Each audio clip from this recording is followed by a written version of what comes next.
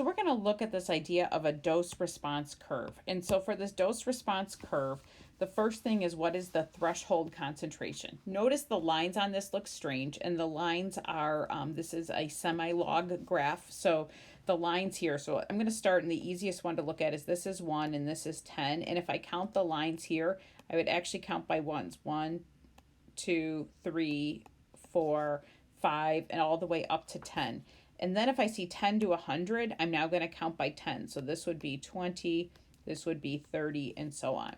So we'll see this on your practice when you try to plot points. I don't think they're making you do semi-log graphs anymore. You don't see these. You see them sometimes, but not as much. But I just wanted you to see that and kind of name what that is, because it does look very weird on how they do that.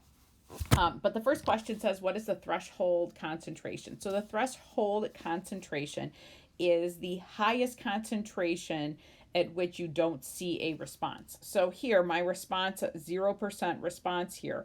I'm not going to pick a number down here because I can come all the way over to here. So my threshold is going to be somewhere over there before it starts rising up. And so I'm going to see this here is, if this is 1, 2, 3, I'm going to say this is 4.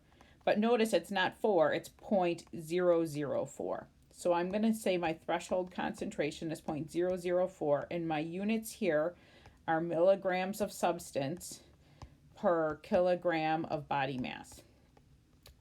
We don't have to get too worked up about what these numbers mean and everything, but the one thing to note is if you've been to the doctor yourself and they've asked your weight, or they're always taking your weight and you're like, why do you need to know my weight? Or you've been with younger kids, they always want their weight. They will do dosages based on weight. And that is really what this is they're looking the amount per body mass, because you're going to give a lot less of something to a 20-pound baby than you are to a 200-pound individual. And so that's why they're doing that. And so here, when they do this, because again, everybody's different body masses, this is how that when they do these determining the dose response curves, it's based off of body mass. The next thing is the LD50.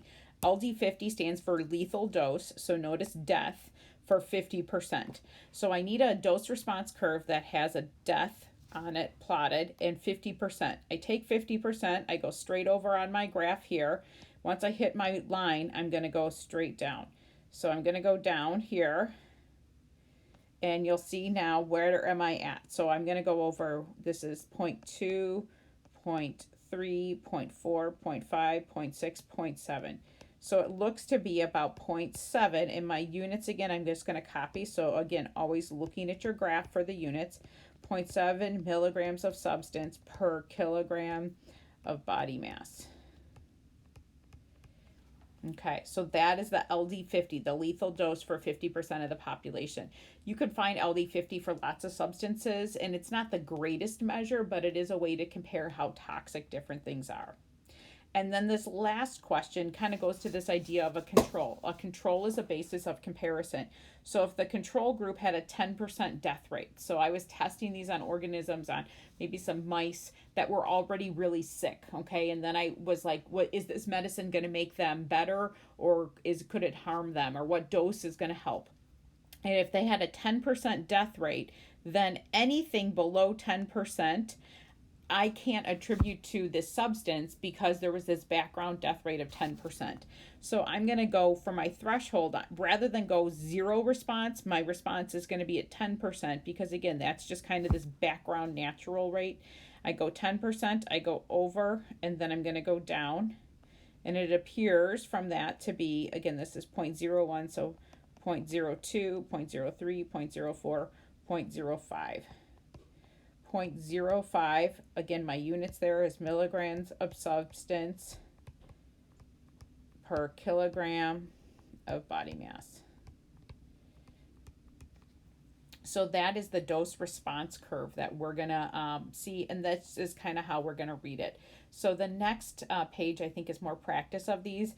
You don't need to be an expert on it, but I would definitely know this idea of the LD50. And again, it's a way to measure toxicity of different things. Thanks so much.